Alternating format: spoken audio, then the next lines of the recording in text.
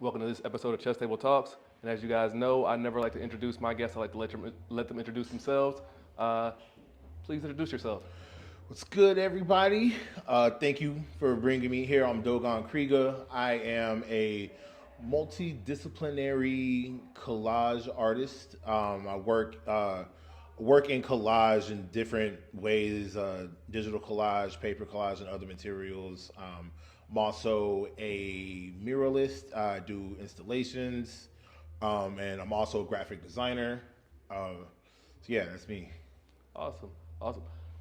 So a question I typically ask people is I've seen your work and I've seen y'all's work and it's amazing. When did y'all figure out that this is what I want to do? That I have this talent to create this art? Like what? How old were you? Do you think? So I've always been an artist. Like I've always, even as a kid, my mom always bought me art supplies. Always encouraged me. I've always been in some form of creative medium, which was dance, music, and then like drawing, painting, or whatever. But it was in right after high school, or near the end of high school, that I got into digital art. And after high school, I launched a website with one of my best friends, and we realized that we're broke. We're like 18, 19 years old. And it was just like, we didn't know what we were doing, but we were going to do it. Right. So, and we had to do it ourselves because like we didn't have a budget to pay anybody. So I had to teach myself how to use design software. So my first program was GIMP, and then I was doing that, creating our banners and backgrounds and the graphics we needed to run our forum and do, the bit of marketing that we did have.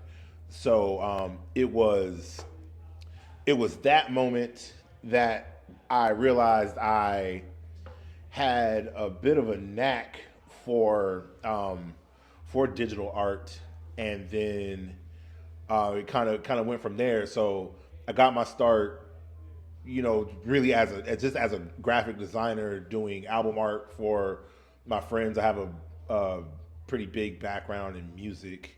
Um, so I was doing album art for friends, and got to the point where I was like, okay, I'm tired of constantly having to negotiate the divisions I have with, my client who I'm working with. So I was like, well, let me just pop out and start doing my own, and that was around maybe 2012.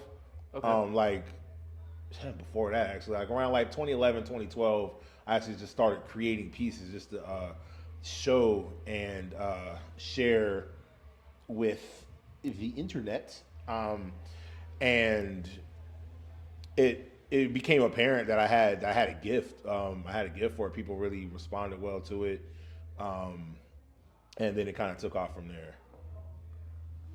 Okay, okay. Now, typically, myself included, I wouldn't consider myself as a person who's super knowledgeable about art. I think I know what I like. I know what I like.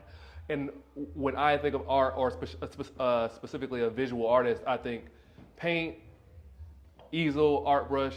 But I see that your work typically doesn't, unless I'm being ignorant to it, and it's just that incredible that I'm overlooking it. It doesn't seem to be paint. It seems like what mediums or what materials, like what do you use to create your art? And like how, maybe how is too much, but like your process, like what do y'all do to create this art? Like it's extremely unique, and I really haven't seen anything like it. So I was like, what do you do? What is the process? So as a collagist, so everything I do generally starts digitally.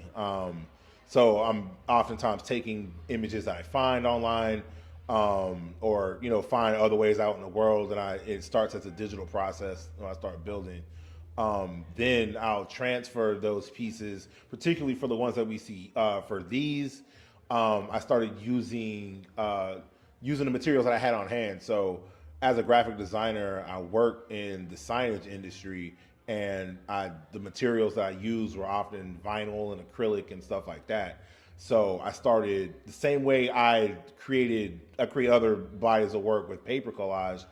I started using vinyl and acrylic. So the cool thing about acrylic is that it's clear and it's thick, and it provides me multiple surfaces to work on. So I will print my art on vinyl and then cut that out and I print my art on vinyl, cut that out, and then reassemble it on acrylic panels. And when I do that, I get to play with depth and shading and layering in ways that I don't really get to do with paper. So yeah, vinyl and acrylic has been my medium du jour for the last little while. And as my practice continues to grow, I'll be looking at other mediums. Is it on me? It's your turn. Yeah. Oh, okay.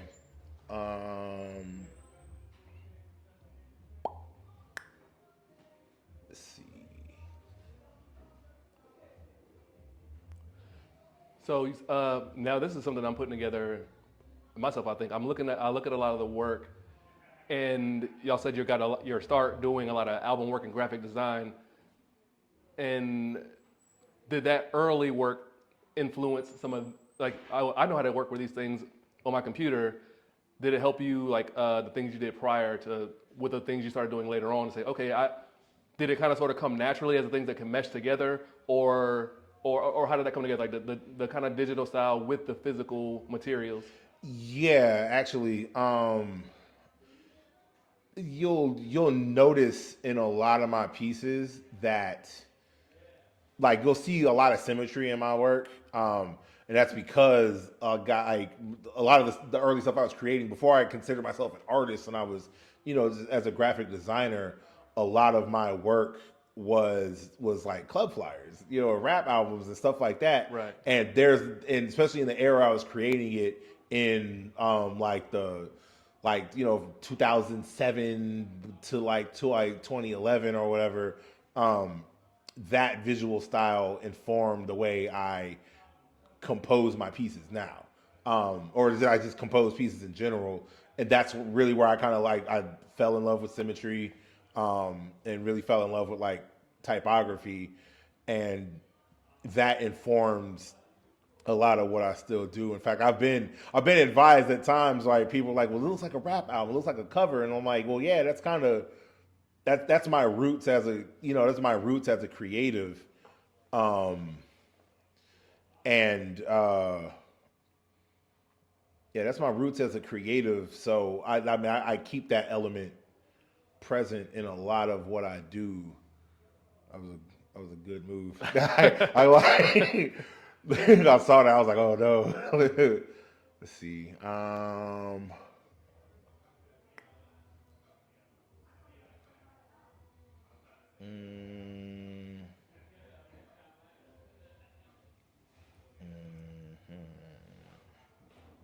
We can edit this part out. Were you done with that last question? Yeah. Are you done with it? Yeah, I think so. Okay. I guess a lot of art in general is open to interpretation, but I would say specifically a lot of y'all's art it is I would say ambiguous. With that, does y'all's work have a meaning behind it, or do you want people to just try to see what they see in the work, or do you want them to know that, hey, specifically this piece means this is what I was thinking about, or do you not care? Do you want it to be ambiguous? There's a bit of both in that. There's generally a very specific intention in what I'm creating, because all the pieces that I create are built off of a collection of symbols to tell a larger story. So right. Every element generally has a particular meaning. And sometimes I'll use elements that are really just kind of decorative, or they're there just to to have aesthetic appeal. But most of what I create does have an intended meaning.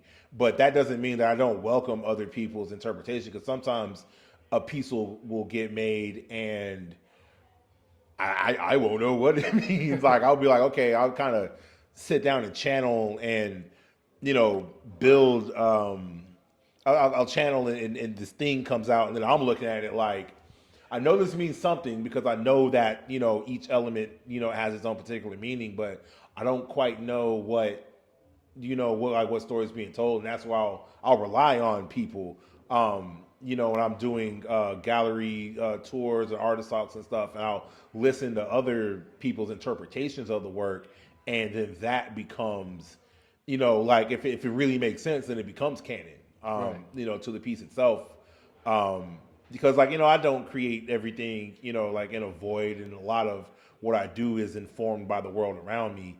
Therefore, um, I do have to rely on the world around me to find meaning as well. But I think that what makes it really cool is that meaning there can be multiple meanings. Right.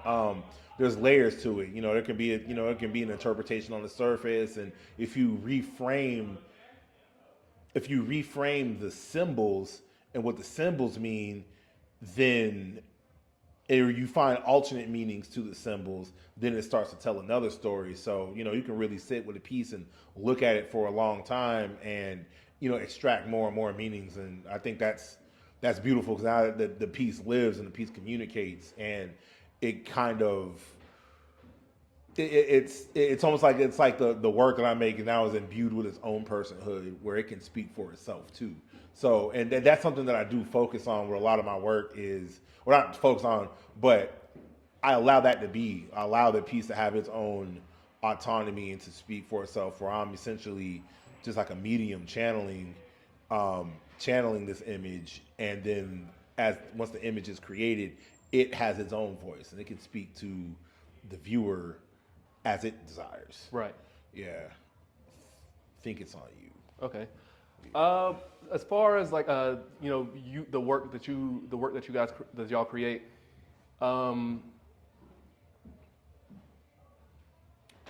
do other mediums of art ever influence your pieces? Like you ever hear a song and be like, I heard this song and this is this, or I saw this in a movie.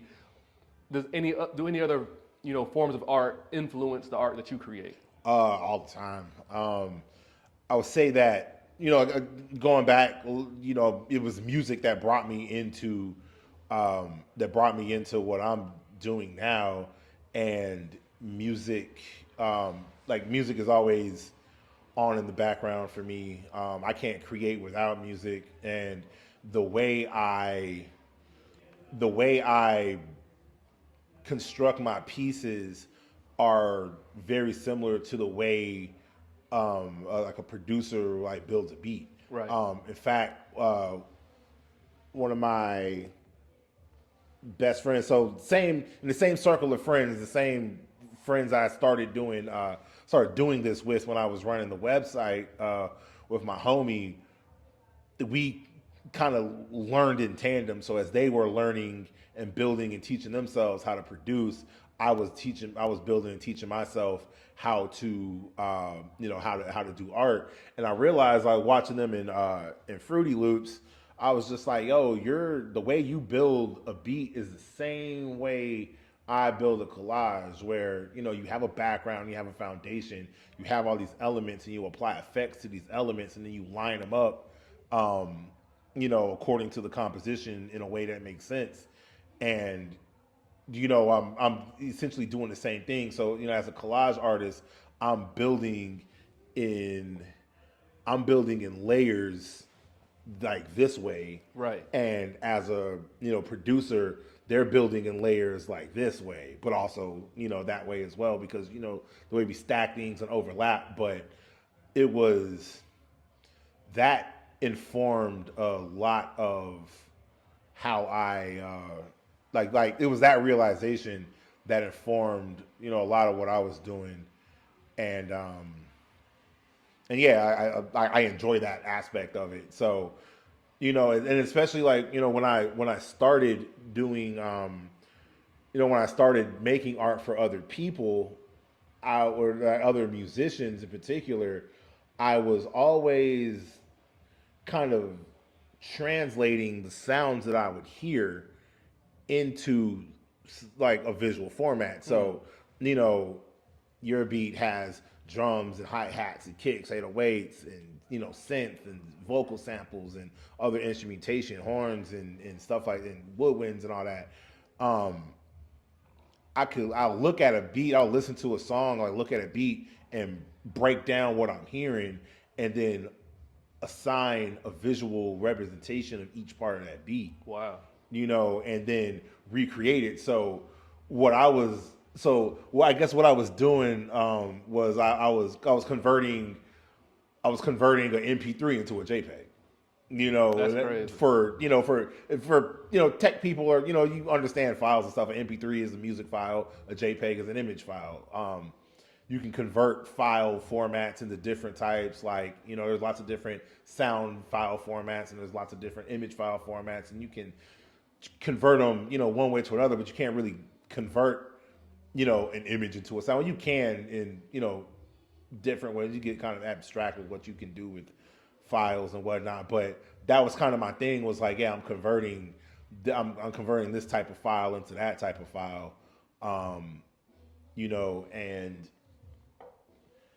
and yeah, that kind of that drives a good bit of what I do. Lost her kind of early. I wish I could take that back. All right, let's see. This piece is heavy as hell. This is a nice board. Thank you. Yeah, where'd you acquire this? My wife got it for me off Amazon, I believe. I got it for Father's Day like 10 years ago. Oh wow. Yeah, this is a cool board. Well, it's interesting that y'all say that how the music, how other forms of art can influence your art, and sometimes you take music and you kind of sort of create your own piece from that thing. Would you ever be into collaborating with another artist, either whether it's another visual type artist or maybe a musician or somebody from a different type of art, to collaborate like on a collaborative effort on one piece of art, whether it be a piece of music or a piece of art or whatever it ends up being? Would that be something that you would be into, or do you see that it will be possible with the way that you create your work? Yeah, and I have before, because I've collaborated with other digital artists in the past, where like I'll start a piece and then send it over to somebody else and be like, all right, this is how far I got with it. What do you do with it? And especially when you start stretching, like, what is an artist and how you define an artist, you will start to see, like, I mean, everything's a collaboration. So as a collage artist, everything I do is a collaboration with the photographer. Right. Then even as a photographer, every collaboration or like a photographer is collaborating with their subject, with the model or whatever it is they're taking a picture of. So I think that art in general is always some sort of collaboration, and like I like that. I take collaborating very seriously. I think it's a practice that can only sustain and drive us, because no art exists or is created in a vacuum. Check. Oh, nice. Yeah, no art's like is created in a vacuum.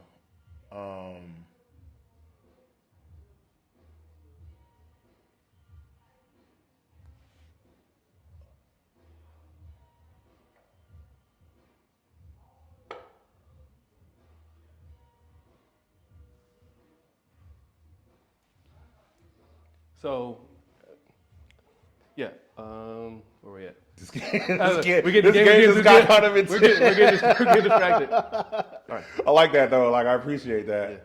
Yeah. So, while we're on the topic of other types of art, other forms, other mediums of it, and the goal of, to say, if you're a musician, is to get a record deal. The goal, if you're for a lot of people, that's the goal. If you're a filmmaker, you want to make a big budget movie.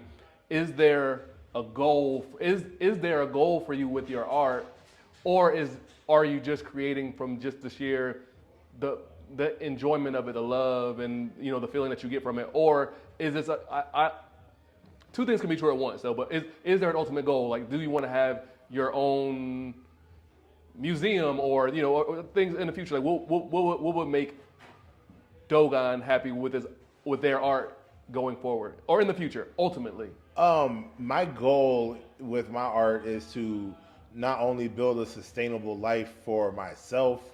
Well, yeah, it's to build a sustainable life for myself, build a sustainable, and then in sustaining myself, I'm also building a sustainable life for my family.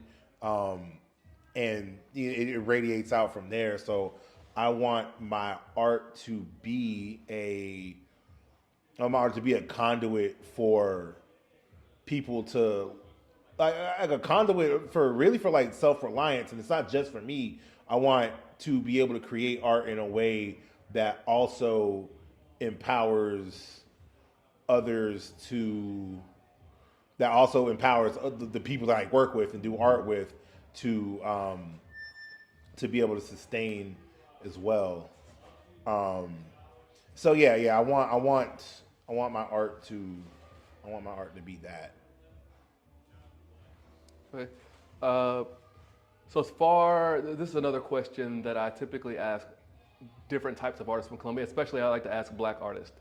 Uh, how do you view the Colombia art scene through the lens of a black person? Like, do you feel that it's welcoming and engaging, or do you feel that you don't have that maybe black artists don't get the opportunities or the money or the funding or the looks that other artists get? I think that the art scene in Colombia has a lot of room to grow. I think that the art scene, I think the art scene, yeah, it has a lot of room to grow, and there's a lot of things that the city needs to be able to create a better sustainable life for artists. And I say that, and I don't put any of the blame on the artists.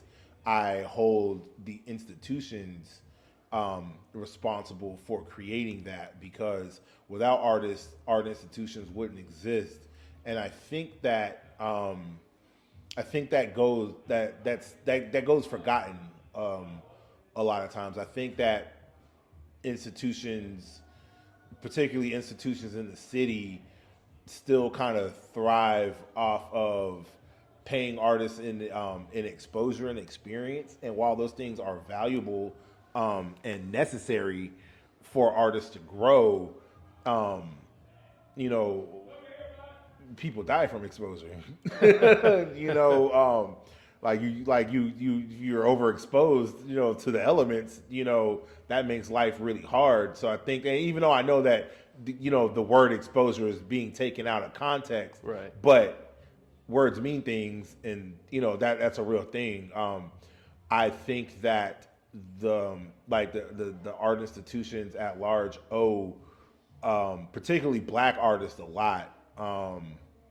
And I want to use my platform to remind artists that, and tell them that off the jump, that there a lot more is required and should be given to the artists that allow art institutions to exist. I see a lot of instances where Columbia artists and black artists in particular in Colombia get passed up for opportunities, and they'll bring somebody from out of the state, or out of the area to do art in Colombia or be shown in Colombia, or actually get the better portion of resources that are meant for artists. And I have to question why. You know, why is it that, like, we have a thriving scene, or we have a lot of talent here that deserves to be invested in, and believed in a way that I don't think the city and institutions in the city are really that effective at doing, and that has to change.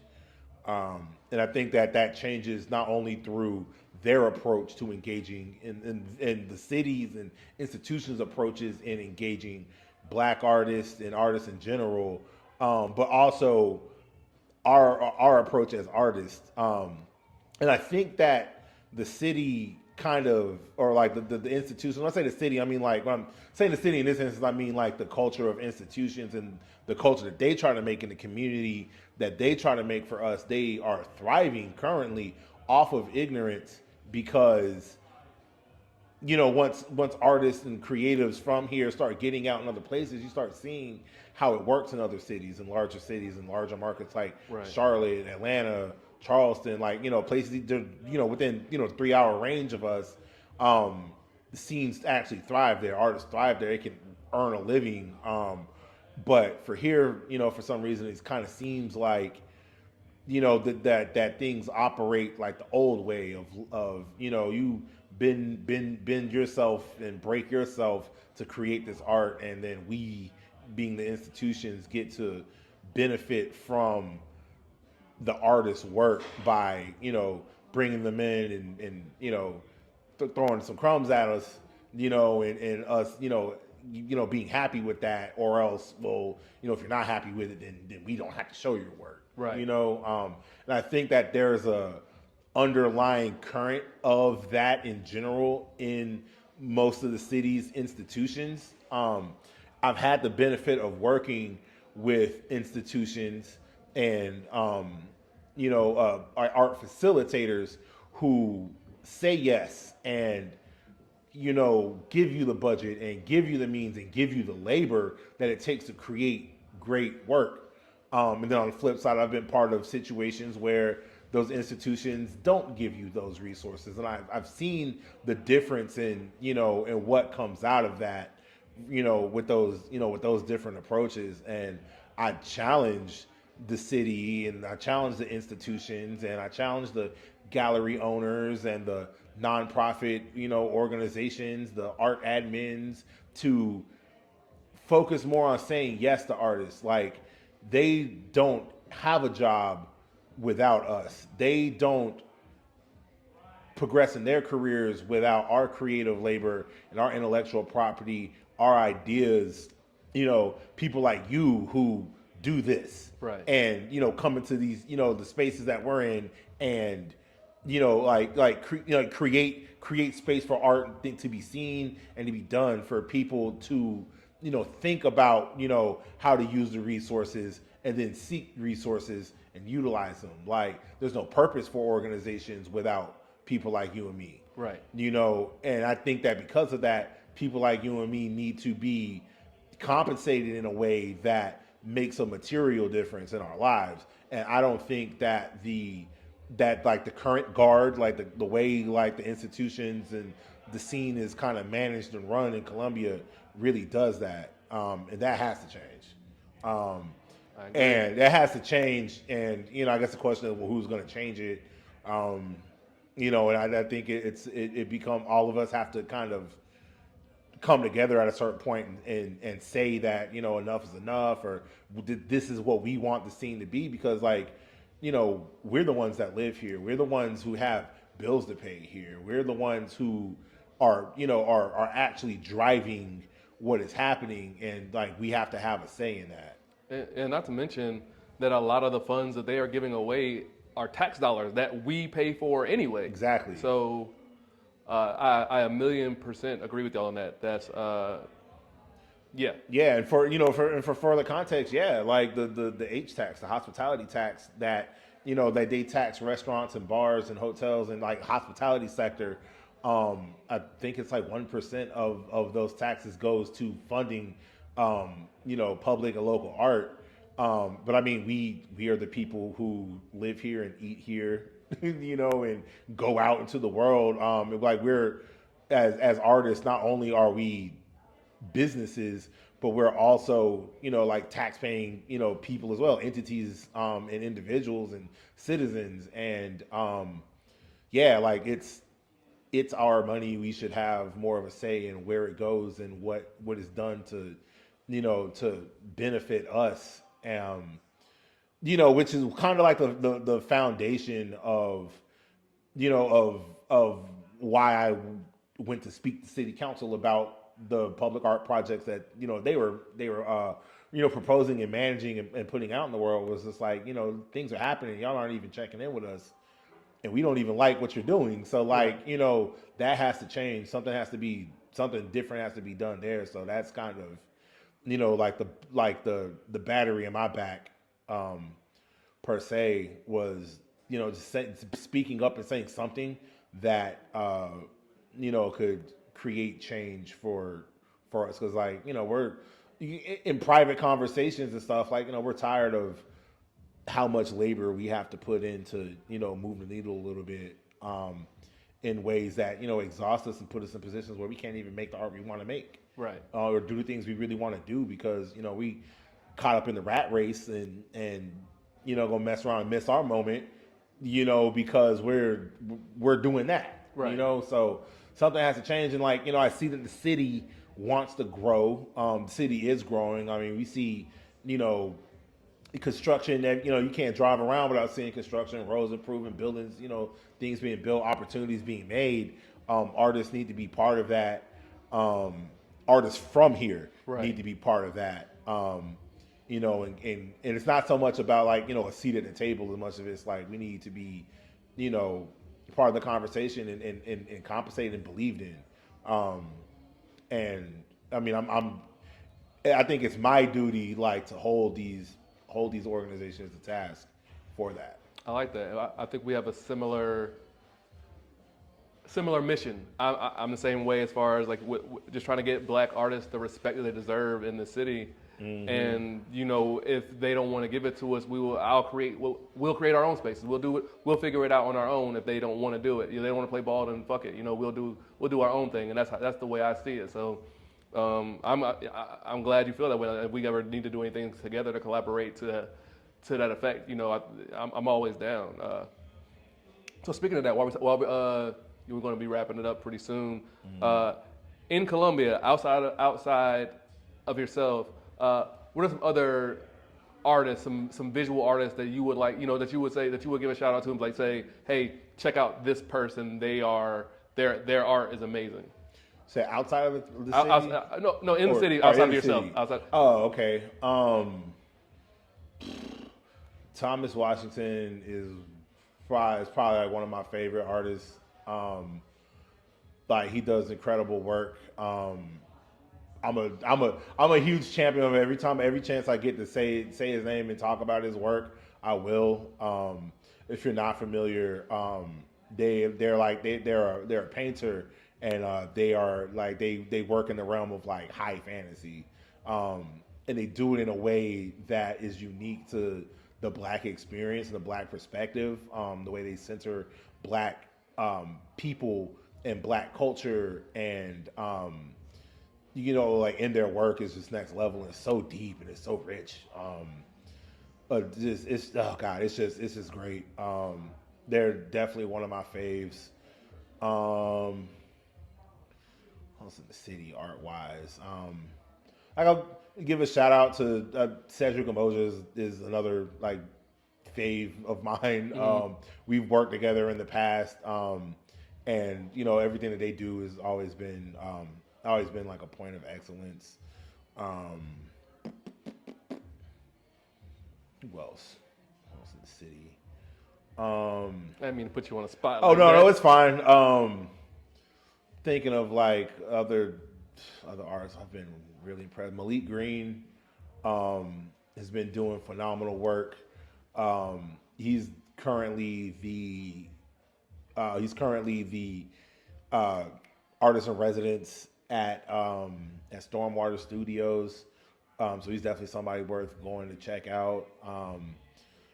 Other artists who've been even outside of just the art alone as well. Like Maya Smith, incredible artist and illustrator. I think their medium is mostly like pencil and stuff on paper. Mm-hmm. They do really good work, and not only is their artwork fire, but the work they do for the community is fire. Maya works tirelessly to align artists with resources, and opportunities, and that's very important. Uh, Corey Davis, Rock Bottom Studios. Shout out Corey. He's an animator. He does just, you'll see him in a lot of the same spaces that Maya's in, and just uniting artists with resources and opportunities. Um, think that's probably. I mean, I could keep going, but just off top, those are the names that really stick out to me. Okay. Yeah. Shout out Aja, matter of fact. Aja, cool. She cool table alum. Oh So yeah. Isa Monet. Yeah. Oh God, how can I forget her? She does tons of of great work. She has some of the most visually captivating murals, in the city. And yeah, I mean her profile alone is something to admire. I really like what she does. So yeah. Yeah, she's up. All right, so before we get out of here, I do this with everybody, and if you can't get one, we'll switch it to a different topic. But before we get out of here, I need top 5 MCs. I need it. I got to have it. All right. Let's see. Top 5 MCs.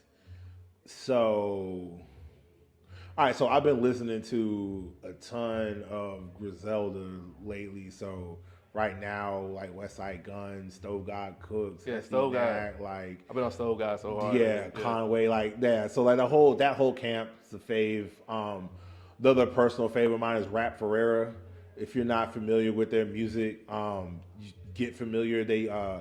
They're formerly known as Milo. They like not only is their music just like potent. I mean, they really are truly like the rap laureate of the game. They approach their music like poetry, and that I mean I believe they really brand themselves as a poet before anything. But yeah, Rap Ferreira, like it's not only is it not in the way they create their music, but the way they approach their career as a musician. I've been really studying them and taking notes on how they seek to sustain and thrive through their art, as well. And I kind of look to that and take notes from that. Like Kendrick Lamar, of course, that kind of goes without saying. Right. Tizo Touchdown. I've been really pleased with like the work he's been doing and like as himself and even like behind the scenes. I ain't gotten into me. I need to get it. I keep hearing the name. I ain't gotten into me. I need to get into that. Yeah, he's phenomenal, and like you see his impact in the game is very palpable as well. So paying a lot of attention to like artists who like rappers in particular who move a lot behind the scenes and are involved with some of our favorite projects, some of the best projects. From the year, they've been involved with, and that's huge. And I think that's huge because their impact goes beyond just what they do for themselves, what they, the way they collaborate and do stuff for others. I think No Name just dropped a piece, just dropped a tape, and that was really good. Tierra Whack, like I love Tierra Whack. I'm probably going beyond 5 at this point. I think we're at 7 right now. But like it's hard for me to really narrow it down to 5. But like her approach to art and really it's a lot of artists who are like pushing the boundaries in the genre, like the boundaries of the genre and like the sound and incorporating influence from other genres is really pushing rap in a direction for it to thrive and survive another 50 years. Got you. Yeah. So I think those are the people that I'm probably spent the most time listening to as of late. Gotcha.